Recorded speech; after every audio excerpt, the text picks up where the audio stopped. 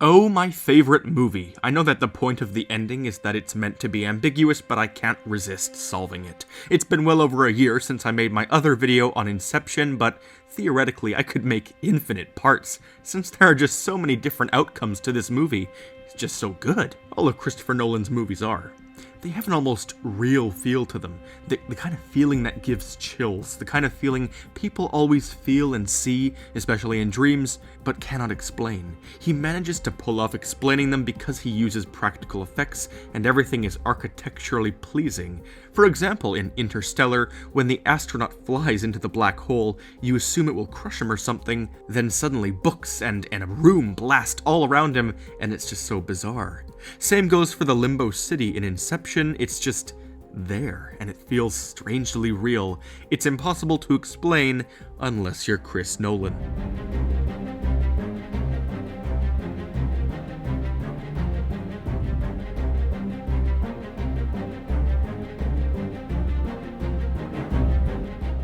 Hello, I'm the Theorizer, and it's time to look at this movie again, because there are so many different outcomes I can explain my thoughts on. This time, I'm just going to be analyzing a few things that I couldn't get to in the last video on Inception. This will just be a quick little video where I delve more into the ending of the movie and Limbo, rather than the dreaming layers and whatnot. So let's hop right back into the big question: does the top keep spinning? If you watched part 1 of this indefinitely extensive Inception theorization series I'm proposing, then you know what my conclusion was. That Dominic's true totem was Mallory's projection. The top works for one person and one person only, and for him to use her totem, but to already know how it works, that would keep him oblivious to his dreams. It is Mallory. She is his totem. Or at least that's what I said before, but let's focus on that last scene again. Does the top keep spinning? Well, it spins for a significantly longer time than it ever does before, but that doesn't mean much, because here's just the thing. We don't need to see it topple to know that it is going to. Notice how it wiggles here and there a bit. This is entirely different to how it acted in Mallory's subconscious, where it didn't even stutter.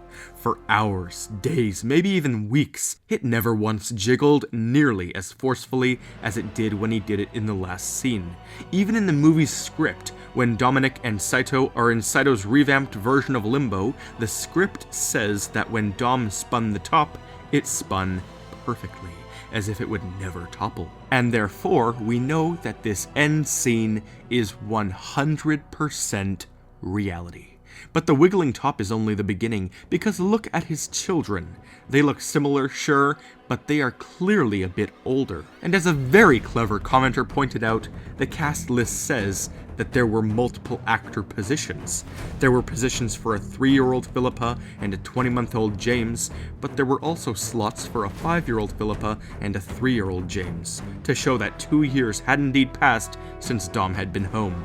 There is absolutely no possible way that the end scene is a dream. I can 100% confirm to all of you watching that the end was real. All of it. And sure, that isn't the point of the movie, but it is the big bombshell, so there it is. This ending was in fact real. He just spanned the top with a lot of force, implying that he didn't care if it was reality or fiction. And we fully know that a gunshot would take them out of Limbo. Death worked before, with the train, so this too would work like a charm. But here's the thing. The only way to exit Limbo is if you want to. You actually have to convince yourself that the world isn't real. That's why Dom convinced his wife that it didn't matter where the train took them, as long as they'd be together. He did a similar thing with Saito. And here's something else. Do you know how Mallory and Dominic always appeared youthful in Limbo, but then he revealed at the end that they were actually old souls? Basically what he's saying is that they can appear any way they want. I mean, they looked young at the train when they exited, but apparently they were still old, so you know what this means, right? At the end of the movie, when he's with Saito, here's the big twist: Dom is old. He's as old as Saito, he just isn't appearing like it. The reason he woke up on the beach wasn't because he left Limbo and then re-entered it. It was because he had been searching throughout Limbo for years upon years, waiting for the sedative to wear off until he collapsed on the beach. He tells Saito to come with him, so that they'll be young men together again. and Saito doesn't recognize him, this old man sitting at his table, but we as the audience do recognize him. This is all proving that he's an old soul, like Saito, and that they were in there for at least 50 years as Saito reconstructed the dream into a Chinatown that he was the emperor of. And why is any of this significant? Well, it just goes to show truly how much of yourself you can lose when you enter limbo. I mean, for Saito to age 30 to 50 years, that's just under 2 hours in real time, like the time with the people on the plane are experiencing. And so what is my conclusion to all of Inception? That Dominic Cobb woke up from his limbo dream alongside Saito, and that in the very end, his wife was no longer a problem to him, which allowed him to escape home to his kids, who have now grown up. Christopher Nolan films are the best films I've ever seen, and Inception is the best example of why.